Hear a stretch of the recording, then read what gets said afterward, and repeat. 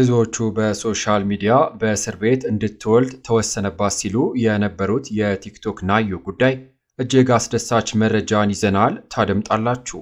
ቲክቶከር ሮዚን የሸወዳት ደቡብ ሱዳናዊ መጋለጡ ተገለጸ። ዝርዝሩን ይዘናል። አርቲስቶች፣ ድምፃውያን፣ ጋዜጠኞችና ቲክቶከሮች የሚሳተፉበት ስፖርታዊ ውድድር ሊደረግ እንደሆነ ተገልጿል። ከመዝናኛው ዓለም ከተሰሙ መረጃዎች ታደምጣላችሁ። ሰላም ጤና ስጥልኝ። የተከበራችሁ የዩቲዩብ ቻናላችን ቤተሰቦች ከሰዓታት በኋላ ዳግም ተመልሼ መጥቻለሁ። ለእናንተ ይመጥናሉ ያልናቸውን ከመዝናኛው ዓለም የተሰሙ ከሀገር ውስጥ ከውጭ በወቅታዊ ጉዳዮች የያዝንላችሁን ዘገባዎች ይዘን ቀርበናል። ለቻናሉ አዲስ የሆናችሁ በመልካም ፈቃድ በቀናነት ሰብስክራይብ በማስከተል የደወል ምልክቷን በመጫን ቪዲዮን ላይክ ለሌሎች ተደራሽ እንዲሆን ሼር በማድረግ በቆይታችን አብራችሁኝ እንድትቆይ በመጋበዝ ወደ ሰዓቱ ወደ ያስኩላችሁ የዜና ዝርዝር ዘገባዎች ከማለፌ በፊት ርዕሰ ጉዳዮቹን ላስቀድም። ትናንት የአሜሪካ ኤምባሲ በአዲስ አበባ ለሚኖሩ ዜጎቹ ያወጣውን ማስጠንቀቂያ መልእክት ተከትሎ ፌዴራል ፖሊስ ጉዳዩን አስመልክቶ የሰጠውን ምላሽ ይዘናል፣ ታደምጣላችሁ። በሌላ መረጃ ፌዴራል ፖሊስ ለጠቅላይ ሚኒስትር አብይ አህመድና ለከንቲባ አዳነች አቤቤ መጥሪያ እንዲሰጥ ፍርድ ቤቱ ትዕዛዝ መስጠቱ ተገልጿል። ጉዳዩን አስመልክቶ የወጣውን መረጃ በዝርዝር ወደ እናንተ እናደርሳለን። በሌላ ዜና የአዲስ አበባ ፖሊስ ያመከነው አደገኛ የዝርፊያ ወንጀል በዝርዝር ዘገባው የምታደምጡት ሌላኛው ጉዳይ ነው። በማስከተል በወቅታዊ ሀገራዊ ጉዳይ አስመልክቶ የብልጽግና ፓርቲ መግለጫን አውጥቷል። በዜና ዘገባችን በስፋት ዝርዝሩን አካተነዋል፣ ወደ እናንተ እናደርሳለን። እነዚህንና በወቅታዊ ጉዳይ ከሀገር ውስጥ ከውጭ የያዝንላችሁን አጫጭር ዘገባዎችን በዚህ መረጃ ሰዓት አካተናል። እስከ ቪዲዮ ፍጻሜ አብራችሁኝ እንድትቆይ በመጋበዝ ወደ ሰዓቱ ወደ ያዝንላችሁ መረጃዎች እናልፋለን። አብረን እንከታተለው። ክቡራን አድማጮች፣ በቅድሚያም በርዕሰ ጉዳዮቹ ላይ ቅድሚያ ያስደመጥኳችሁን ከሀገር ውስጥ ከመዝናኛው ዓለም የተሰሙ መረጃዎችን ወደ እናንተ ላድርስ። የተጨነቃችሁ በሙሉ እንኳን ደስ አላችሁ። ብዙዎቹ በሶሻል ሚዲያ በእስር ቤት እንድትወልድ ተወሰነባት ሲሉ የነበሩት የቲክቶኳ ናዮ በጋንዲ ሆስፒታል በጥሩ እንክብካቤ ወንድ ልጅ ከነቃጭሉ የወለደች ሲሆን ለእሷ የሚጠቅማት በምጥ መውለዱ እንዲሆን ቢደረግም የሽንት ውሃዋ ስለደፈረሰ በኦፕሬሽን ልጁ እንድትወልድ ሆኗል። ታዋቂዋ ቲክቶከር ናዮ የወለደችውም ልጅ የክብደት መጠኑ 3.7 ኪሎ ግራም ሲሆን ልጁም በጥሩ ጤንነት ላይ እንደሚገኝም ተገልጿል። በፌዴራል ፖሊስ ታጅባ ልጁን የታቀፈችው ናዮ በጋንዲ ሆስፒታል ልዩ የሆነ እንክብካቤ እየተደረገላት እንደሚገኝም ታውቋል። ከዜና ክፍል ዝግጅታችን ለታዋቂዋ ቲክቶከር ናዮ እንኳን በሰላም ተገላገልሽ እህታችን ማለት እንወዳለን። በሌላ መረጃ ቲክቶከር ሮዚን የሸወዳት ደቡብ ሱዳናዊ መጋለጡ ተገለጸ። ሮዚ የተባለች የቲክቶክ ግለሰብ ከአቢሌም ጋር የፍቅር ግንኙነት እንደነበራት በቴሌቪዥን ቀርባ ከተናገረች በኋላ በደቡብ ሱዳን ውስጥ መሳለቂያም ሆና ነበር። ይሁንና እንደ ካቢ እጁን እየዘረጋ ቲክቶክ የሚሰራ ደቡብ ሱዳናዊ ካቢ ነኝ ብሎ እንዳታለላትም ታውቋል። በአካል ሲገናኙ መልክ ተለወጠብኝ ስትለው አይ በቪዲዮና በአካል እኮ ሰው መልኩ ይለዋወጣል ብሎ ሁለት እጁን እንደ ቲክቶከሩ ካቢ በመዘርጋት አሳቋት እንዳለፈ ነው የተሰማው። በመቀጠል አርቲስቶች፣ ድምፃውያን፣ ጋዜጠኞችና ቲክቶከሮች የሚሳተፉበት ስፖርታዊ ውድድር ሊደረግ ነው። አርቲስቶች፣ ድምፃውያን፣ ጋዜጠኞችና ቲክቶከሮች የሚሳተፉበት ስፖርታዊ ውድድር ሊደረግ እንደሆነ ስፖርታዊ ውድድሩም ቅዳሜ ሚዲያና አድቨርታይዚንግ ያዘጋጀው ሲሆን ስፖርታዊ ውድድሩ ሚያዝያ 23 2017 ዓ.ም የጥሎ ማለፍ ውድድር የሚደረግ ሲሆን ሚያዝያ 26 2017 ዓ.ም ደግሞ የፍጻሜው የዋንጫ ጨዋታ ይደረጋል። ይሁንና ከትኬት ሽያጭ የሚገኘው ገቢ ለመቄዶንያ የአረጋውያንና የአእምሮ ህሙማን ማዕከል የሚውል ሲሆን የመግቢያ ዋጋ 200 ብርና 300 ብር እንደሆነም ተገልጿል። ትኬቱን ከቴሌብር ላይ ከዛሬ ጀምሮ መግዛት እንደሚቻልም አዘጋጆቹ አስታውቋል። ውድድሩ ከልደታ ቤተክርስቲያን ጀርባ በሚገኘው ብሪሞ ሜዳ እንደሚደረግም አስታውቀዋል። ክቡራን አድማጮች፣ በማስከተል በዝርዝር በስፋት ወደ ያስኩላችሁ የዜና ጥንክሮች አልፋለሁ። የከተማችን ሰላምና ደህንነት ከምንጊዜውም በላይ በአስተማማኝ ሁኔታ ላይ እንዳለን ገልጻለን ሲል የፌዴራል ፖሊስ አስታወቀ። በአዲስ አበባ የሚገኘው የአሜሪካ ኤምባሲ ለዜጎች ባስተላለፈው መልእክት ዙሪያ ፌዴራል ፖሊስ ምላሽን ሰጥቷል። ተቋማችንን አስመልክቶ በአንዳንድ ማህበራዊ ሚዲያ ላይ የሚዘዋወረው የተዛባ መልእክት ተመልክተናል። በአዲስ አበባ ከተማ አንዳች የጸጥታ ችግር ያለ ለማስመሰል የተደረገውን ጥረትም አስተውለናልን ብሏል። ይሁን እንጂ እስካሁን ባደረግነው ማጣራት መልእክቱ በተቋማችን እንዳልተላለፈና ተቋማችንን የማይወክል መሆኑን እያስታወቅን ፖሊስም ጉዳዩን የበለጠ እያጣራ እንደሚገኝም እንገልጻለን።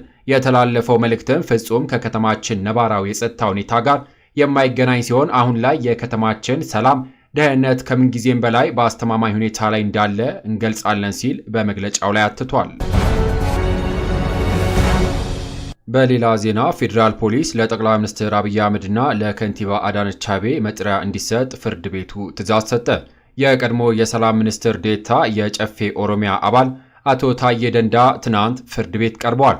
በቀረበባቸው በመኖሪያ ቤታቸው ውስጥ ህገወጥ የጦር መሳሪያ ተገኝቷል በሚል ክስ እየተከራከሩ ያሉት አቶ ታዬ ደንዳ 5 የመከላከያ ምስክሮችን ማስመዝገባቸው ይታወቃል።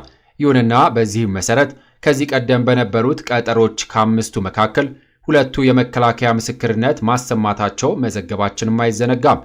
ይሁንና የመከላከያ ምስክርነት የሰጡትም የአቶ ታዬ የቀድሞ አለቃ የነበሩትና አሁን በአሜሪካ የኢትዮጵያ አምባሳደር የሆኑት ብናልፍ አንዱዓለም፣ የፌዴራል ፖሊስ ምክትል ኮሚሽነር መላኩ ፈንታ ነበሩ። ትናንት ፍርድ ቤት የቀረቡት የቀሪዎቹ 3ቱ ምስክርነት ለማሰማትም ነበር። ይሁንና በትናንቱ ችሎት 3ቱ ምስክሮች ሳይገኙ ቀርተዋል። በመሆኑም ከነዚህ ምስክሮች መካከል የከተማ ልማትና መሰረተ ልማት ሚኒስትር የሆኑት ወይዘሮ ጫልቱ ሳኒ ከሀገር ውጭ መሆናቸውን የሚገልጽ ደብዳቤ ባለፈው ቀጠሮ ለፍርድ ቤቱ አስገብተዋል። ይሁን እንጂ 2ቱ ምስክሮች ግን እንዳለፉት ቀጠሮች ሁሉ ዛሬም ሳይገኙ ቀርተዋል። 2ቱ ምስክሮች ጠቅላይ ሚኒስትር አብይ አህመድና ከንቲባ አዳነች አቤቤ ሲሆኑ ፍርድ ቤቱ ለ2ቱም መጥሪያ እንደላከላቸውም አስታውቋል። መጥሪያ ይዞ የሄደው ፖሊስ ግን ለምስክሮቹ ማድረስ እንዳልቻለ ገልጾ መጥሪያውን እንደመለሰው አስረድቷል። በመሆኑም ፌዴራል ፖሊስ መጥሪያውን ለ2ቱ ባለስልጣናት እንዲደርስ ትዕዛዝን ሰጥቷል። የአቶ ታዬ ደንዳ ጠበቃ ይህንን ተከትሎ በሰጡት አስተያየት ምስክሮቹ የፍርድ ቤቱ መጥሪያ ለመቀበል ፈቃደኛ ካልሆኑ በሕጉ መሰረት ቀጣዩን እርምጃ እንዲወስድም ችሎቱን አሳስቧል። ይሁንና ፍርድ ቤቱን ፌዴራል ፖሊስ መጥሪያውን እንዲሰጥ ካለ በኋላ ውጤቱን ለማየት መዝገቡን ለሚያዝያ 30 ቀጥሮታል።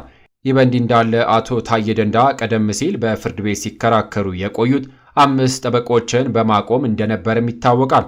ይሁንና ጠበቆቹ እንዳይቆሙላቸው በደህንነት አባላት ማስፈራሪያ እንደደረሰባቸው ገልጾ አቶ ታዬ ባለፉት ቀጠሮች ካለ ጠበቃ ሲቀርቡ ቆይተውም ነበር።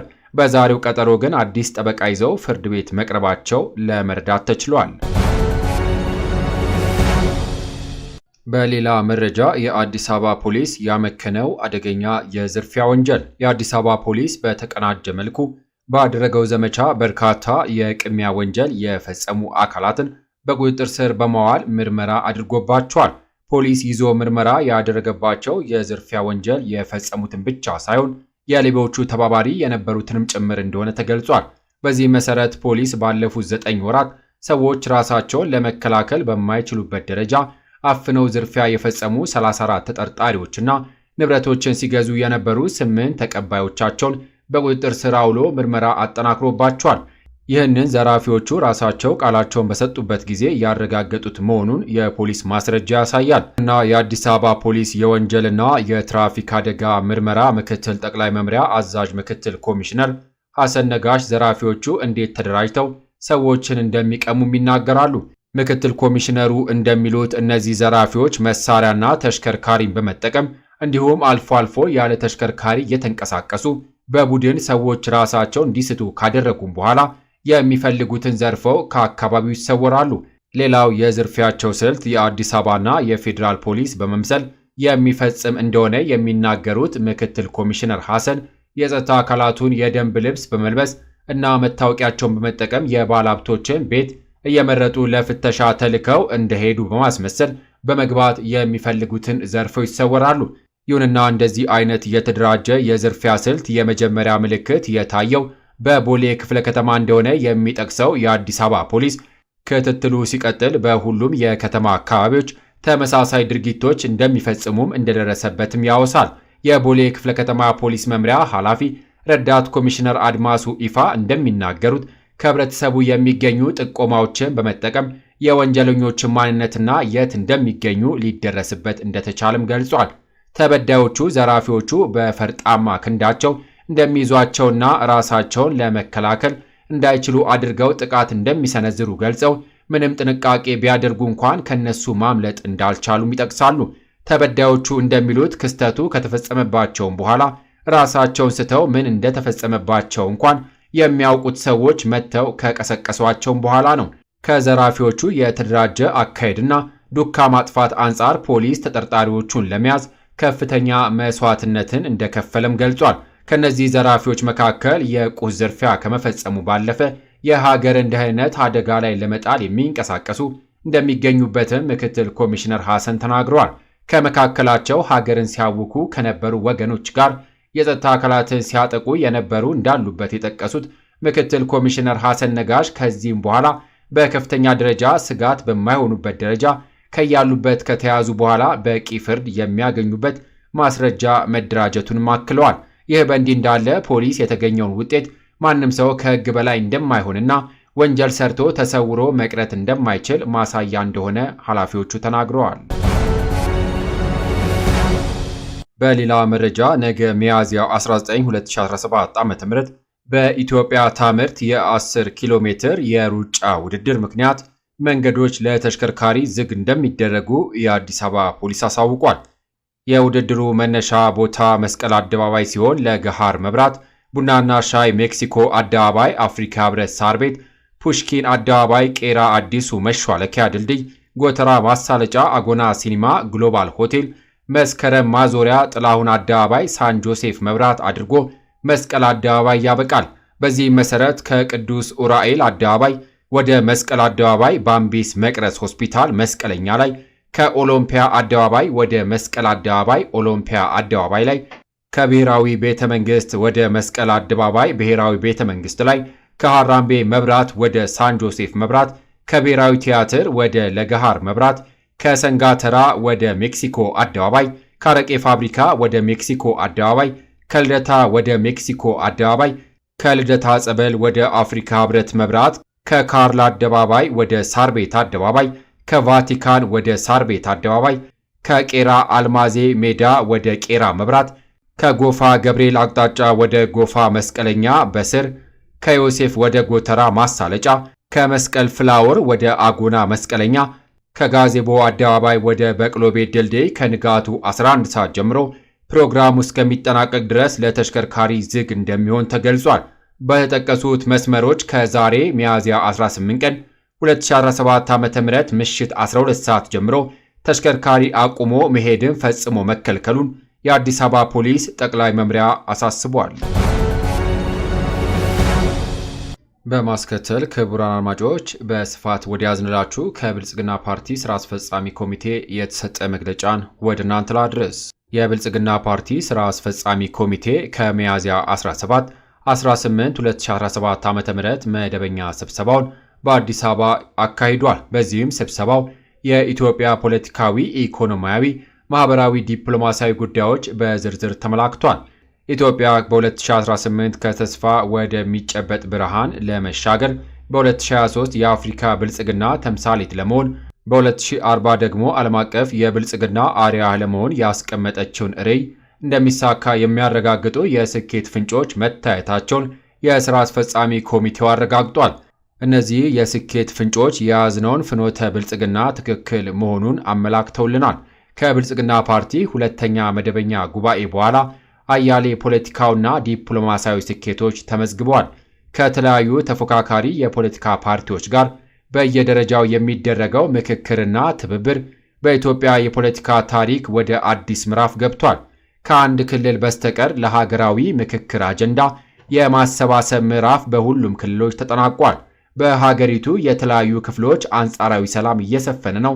መንግስት በተደጋጋሚ ያቀረበውን የሰላም ጥሪ ተከትሎ እጅ የሚሰጡና ወደ ሰላም ድርድሩ የሚመጡ ታጣቂዎች ከዕለት ወደ ዕለት ቁጥራቸው እየጨመረም ይገኛል። ይሁንና የመንግስት ሕግ የማስከበርና የማድረግ አቅም እየጎለበተ መጥቷል። ከሶማሊያ ጋር ተፈጥሮ የነበረው ውዝግብ በዲፕሎማሲያዊ መንገድ ተፈቷል። ኢትዮጵያ የባህር በር እንዲኖራት የተያዘው አቋም ዓለም አቀፋዊ ተቀባይነትም እየጨመረ ነው።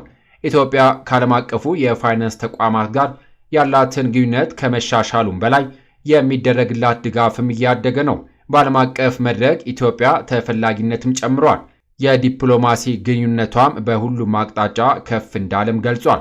እስካሁን ያለው አፈጻጸም የሚያሳየው በያዝነው ዓመት አጠቃላይ ኢኮኖሚያዊ በታቀደው መሰረት በ8.4 በመቶ የሚያድግ መሆኑን የሥራ አስፈጻሚው ገምግሟል። በዘርፉ ደረጃ ደግሞ ግብርና በ6.1 በመቶ፣ ኢንዱስትሪ በ12.8 በመቶ፣ ማኒፋክቸሪንግ በ12.0 በመቶ፣ ኮንስትራክሽን በ12.3 በመቶ፣ አገልግሎት ደግሞ በ7.1 በመቶ የሚያድጉ መሆናቸውም ተገምግሟል። ያለፉት 9 ወራት ጠቅላላ የመንግስት ገቢ ከአምናው ተመሳሳይ ወቅት ጋር የ134 በመቶ ብልጫን አሳይቷል። የውጭ ብድር ከጠቅላላ የሀገር ውስጥ ምርት ያለው ድርሻ ወደ 13.7 በመቶ ወርዷል። ወደ ውጭ ገበያ የሚቀርቡት 6 ዋና ዋና ምርቶች ካለፈው ዓመት ጋር ሲነጻጸሩ ከ82 በመቶ እስከ 386 በመቶ ጭማሪንም አሳይቷል። በስንዴ፣ በሩዝ፣ በቡና፣ በሻይ ቅጠልና በፍራፍሬ ምርቶች በአፍሪካ ቀዳሚ ሆና ለመውጣት እየተደረገ ያለው ትግል ፍሬ እያፈራ መሆኑንም አይተናል። ውድ የብልጽግና አመራሮች፣ የብልጽግና አባላትና መላው ሕዝባችን የማይክሮ ኢኮኖሚያዊ ማሻሻያዎች ዝቅተኛ ኑሮ በሚኖሩ ወገኖች ላይ ጫና እንዳያሳድር አስፈላጊ የሆኑና የታቀዱ የድጋፍ መርሃ ግብሮች መከናወናቸውንም የሥራ አስፈጻሚ ኮሚቴው መርምሯል። ለማዳበሪያ 62 ቢሊዮን ብር፣ ለሴፍቲኔት 41.2 ቢሊዮን ብር፣ ለነዳጅ 60 ቢሊዮን ብር፣ ለመድኃኒት 3.5 ቢሊዮን ብር፣ ለምግብ ዘይት 6.1 ቢሊዮን ብር እንዲሁም ለደሞዝ 38.4 ቢሊዮን ብር ድጎማ ተደርጓል። ባለፉት 9 ወራት ብቻ 344790 የውጭ ሀገር ህጋዊ የሥራ ዕድሎችና ከ3 ሚሊዮን በላይ የሀገር ውስጥ የሥራ ዕድሎች ተፈጥረዋል። የርቀት የሥራ ዕድሎችም ቁጥርም እየጨመረ መምጣቱ ታይቷል። የመንግሥት የልማት ተቋማትና በአዲስ አበባ አስተሳሰብና በአዲስ መንገድ መልሶ ለማደራጀትና ለመምራት መቻሉን እያስገኘው ያለው ውጤት ለሌሎች አርያ የሚሆን እንደሆነ የሥራ አስፈጻሚው ኮሚቴ ገምግሟል። የኢትዮጵያ ኢንቨስትመንት ሆልዲንግስ አሁን ያለው ጠቅላላ ገቢ 1.5 ትሪሊዮን መድረሱም ታይቷል። ከባለፈው ዓመት የ9 ወራት አፈጻጸም አንጻር የዘንድሮ ገቢ የ86 በመቶ ጭማሪ ማሳየቱንም ተረጋግጧል። ይህም መንግሥት የሀገርን ሀብት ለማወቅ አውቆም በሚገባ ለማስተዳደር አስተዳድሮም ወረት ለማከማቸት የተከለው መርህ ትክክል መሆኑንም አረጋግጧል። የውጭ ምንዛሬ ክምችት እድገት ከባለፈው ዓመት ተመሳሳይ 9 ወራት ጋር ሲነጻጸር የ203.99 በመቶ እድገትን አሳይቷል። የባንኮች ተቀማጭ ገንዘብ ከ3 ትሪሊዮን በላይ ተሻግሯል። የ9 ወራት የውጭ ንግድ አፈጻጸም ከ5 ቢሊዮን ዶላር በላይ ሲሆን ይህም ከባለፈው ዓመት ጋር ሲነጻጸር የ150.39 በመቶ እድገትን አምጥቷል። ባለፈው 8 ወራት 473.9 ቢሊዮን ብር ብድር ከንግድ ባንኮች ተለቋል። ይህም ከባለፈው ተመሳሳይ ጊዜ አንጻር በ61.9 በመቶ ከፍ ይላል። ከዚህ ብድር ውስጥም በ76 በመቶ ለግሉ ዘርፍ የተሰጠ ነው። ለግሉ ዘርፍ የበለጠ ብድር መስጠቱ የግሉ ዘርፍ በኢኮኖሚ ተገቢው ሚና እንዲጫወት ያስቀመጠው ፖሊሲ በተግባር እየተገለጠ መሆኑ አመላካች ነው። ዲጂታል ኢትዮጵያ 2030ን ለማሳካት የጀመርናቸው ሁሉን አቀፍ ጥረቶች ፍሬያቸው እየጎመራ ነው። የኢንተርኔት ተጠቃሚዎች 50.2 ሚሊዮን፣ የሞባይል ተጠቃሚዎችም 86.6 ሚሊዮን ደርሷል። የቴሌብር ደንበኞችም ከ52.56 ሚሊዮን በላይ ናቸው። ዲጂታል ፋይናንስ የህብረተሰቡ ፍትሐዊ ተጠቃሚነት ከማረጋገጥ ባለፈ ለኢኮኖሚው መሳለጥ ጉልህ ድርሻም እያበረከተ ነው። ባለፉት 9 ወራት በዲጂታል መንገዶች 7.73 ቢሊዮን ብር ተቆጥቧል። 26.77 ቢሊዮን ብር በዲጂታል በኩል ብድር የተሰጠ ሲሆን የ12.51 ትሪሊዮን ብር ግብይት ደግሞ በዚሁ መንገድ ተከናውኗል። ዋና ዋና ፕሮጀክቶችን በጊዜና በተገቢ ደረጃ ለማጠናቀቅ የተሰጠ አቅጣጫን ብዙዎቻችን ለፍጻሜ እያበቃቸው ነው። የህዳሴ ግድብ ግንባታ አፈጻጸም 98.66 በመቶም ደርሷል። የኮይሻ አይሻና አሰላ የኃይል ማመንጫዎች በተያዘላቸው ዕቅድ መሰረት እየተጓዙ መሆናቸውም ተገምግሟል። የቢሾፍቱ ዓለም አቀፍ አውሮፕላን ማረፊያ ግንባታም የኢትዮጵያ ነገ ታሳቢ በማድረግ መልኩ የቅድመ ዝግጅት ምዕራፍ እየተከናወነም ይገኛል። የኮሪደር ልማት በአዲስ አበባ በ8 ኮሪደሮችና በመላው ኢትዮጵያ በ65 ከተሞች እየተከናወነ መሆኑ ተስፋ ሰጪ እንደሆነም ተገልጿል። ብዙዎቹ የመስኖ ግድቦች ወደ ፍጻሜያቸው እየደረሱ ናቸው። ከ9 የመስኖ ግድቦች ውስጥ 6ቱ አፈጻጸማቸው ከ75 በመቶ በላይ ደርሷል። ትምህርት ለትውልድ በሚል መሪ ቃል ከ82 ቢሊዮን ብር በላይ ድጋፍ የተሰበሰበ ሲሆን በአጠቃላይ 6815 ትምህርት ቤቶች በመላ ሀገሪቱ ተገንብተዋል። የነባር ትምህርት ቤቶች አቅም ለማሻሻልና በግጭት የተጎዱትን ለመጠገን የተደረገው ጥረት በትውልድ ላይ ለሚሰራው ሥራ መሰረት የሚጥል መሆኑም ታይቷል። የወላድ እናቶችና የጨቅላ ሕፃናትን ሞት በመቀነስ ረገድ የተሻለ ውጤት መመዝገቡንም ታይቷል። በኢትዮጵያ የቱሪዝም መዳረሻዎች፣ የስፖርት ስፍራዎች በቁጥርም በአይነቱም እያደጉ መጥተዋል።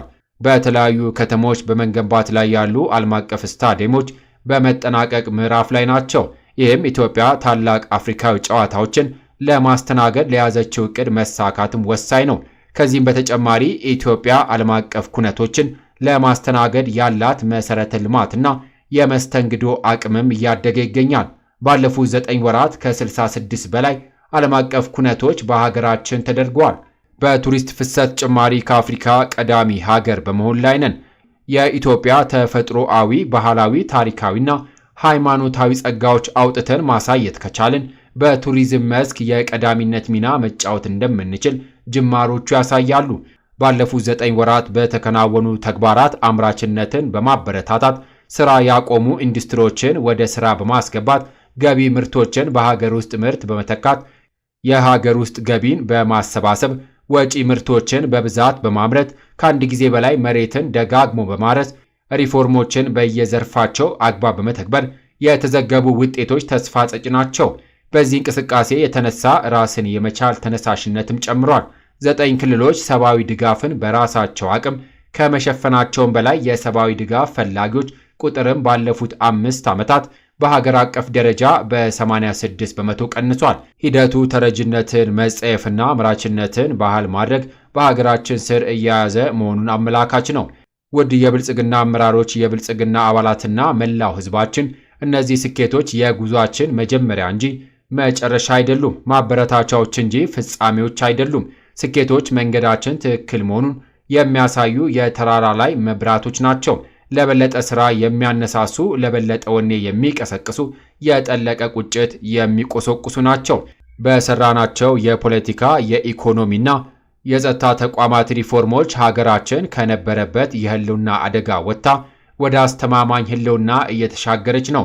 ሪፎርሙ የነበረበትን የህልውና ስጋት መቀልበስ ብቻ ሳይሆን የሀገርን ህልውና ለመጠበቅ የሚያስችል አስተማማኝ አቅምንም ፈጥሯል። ይህም በተቃራኒው መንግስት በኃይል ለመጣል የነበረውን ፍላጎትም አምክኗል። በተደረጉ ሀገር በቀል ማሻሻያዎች በተፈጠረው አቅምና ዝግጁነት ኢኮኖሚያችን ወደ ተሟላ የኢኮኖሚ ማሻሻያ ትግበራ ገብቷል። ይሄ ደግሞ የኢኮኖሚ ሂደታችንና የብልጽግና ጉዟችንን የሚቀይር አዲስ ምዕራፍ ፈጥሯል። የህዳሴ ግድብ መጠናቀቅና የባህር በር ጉዳይ በቀጠናችን የአጀንዳ የበላይነት እንድንፈጥር አስችሎናል። በዚህም የተነሳ ሀገራችንን ከተከላካይነት ወደ ተጽዕኖ ፈጣሪነትም አሸጋግሯታል። መንግስት የፈጠረው አቅም የጸረ ለውጡ ኃይሉ መዳከምና ዓለም አቀፍ ለውጡ የኢትዮጵያን ሪፎርም ለማሳካት የተሻለ ዕድል የሚሰጥ ነው። መንግስትን በኃይል ለመጣል ፍላጎትን በጉልበት ለማሳካት የሚደረገው መፍጨርጨር ውጤት እንደማያስገኝ ሀገራዊ እውነታ እየሆነ ነው።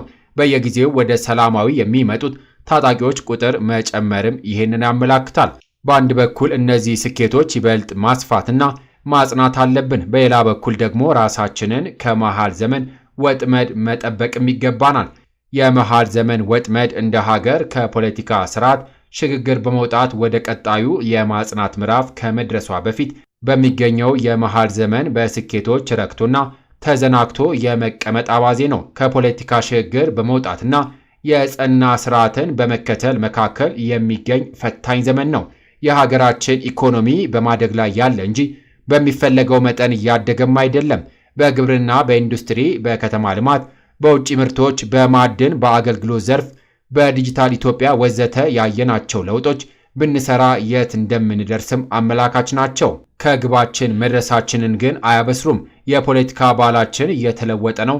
ነገር ግን የሰለጠነ የፖለቲካ ባህል ገና አልገባንም። የጸጥታ ተቋማችን እየዘመኑና እየደረጁ ናቸው። ይሁን እንጂ በኢትዮጵያ ልክ ገና አልደረሱም። የፖለቲካ ፍላጎት በኃይል የማስፈጸም አካሄድ ፋሽኑ እያለፈበት መጥቷል። ነገር ግን ገና ከፖለቲካና ከማህበራዊ ባህላችን ተፍቆ አልጠፋም። የሲቪል ሰርቪስ ሪፎርም ገና በጅምር ላይ ነው።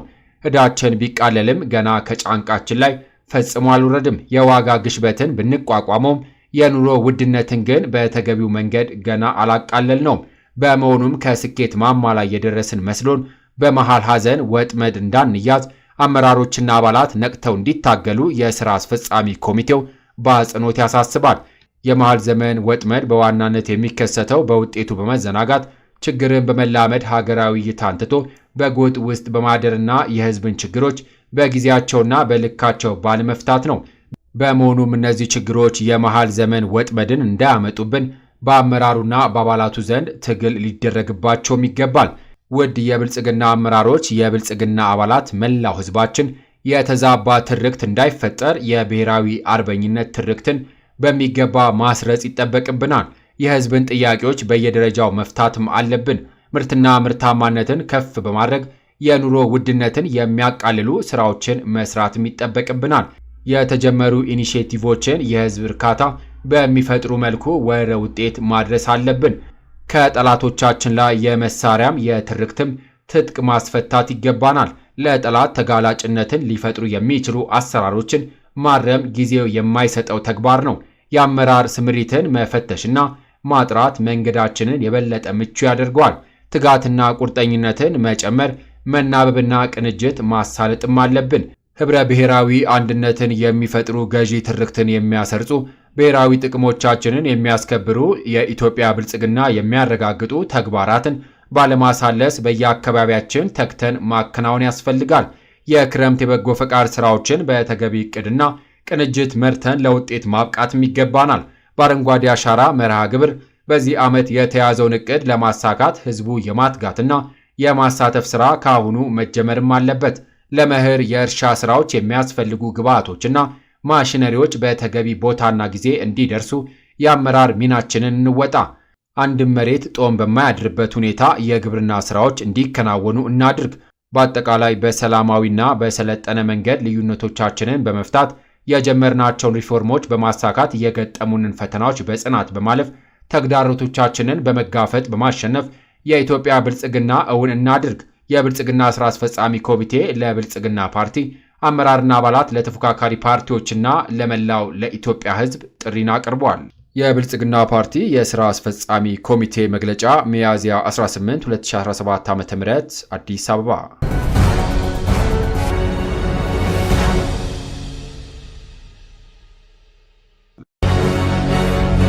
ክቡራን አድማጮች ከሀገር ውስጥ ከውጭ ለሰዓቱ ብታደምጧቸው ብለን የመራርንላችሁ ዘገባዎች እነዚህን ይመስሉ ነበረ።